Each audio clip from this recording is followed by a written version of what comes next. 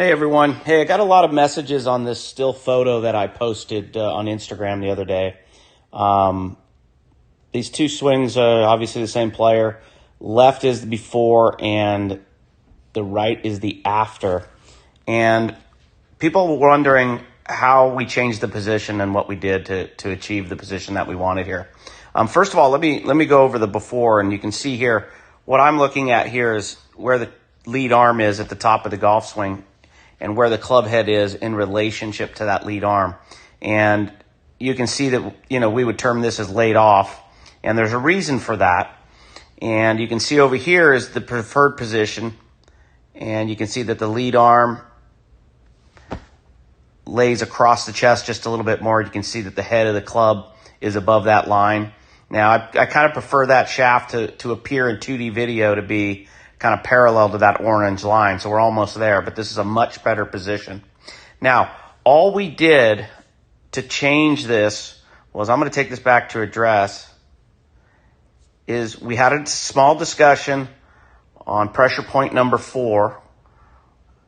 There being 3 pressure points in the grip, 4th pressure point being the left armpit and how its connection is to the left pectoral muscle. So if you just think of your armpit as a guide, what we did here is we placed a glove underneath his left armpit, and you can see the changes it made. When you're aware of the pressure point, you can see what that's going to do to controlling the radius of the golf swing and the connection of the golf swing. So if I take this to a point where we're about parallel to the ground with the shaft, let's say right about there, this would be position number 2.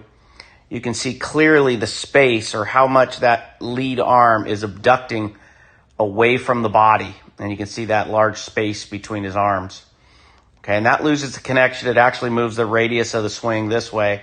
And it's just going to take better timing at high speed to get that club to lower at the right rate and to square at the right rate.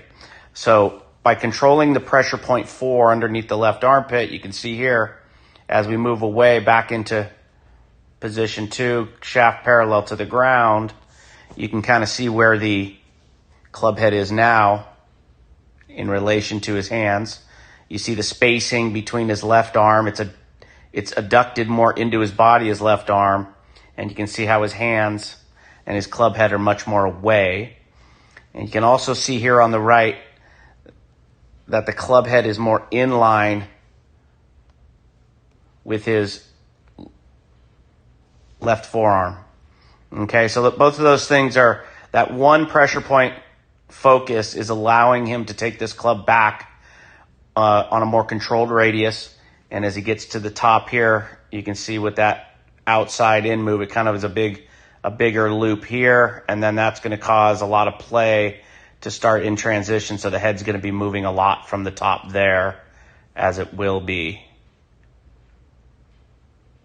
to here. Much less play in transition. All right, so that's what we did. Pressure point number 4, very important. Take care.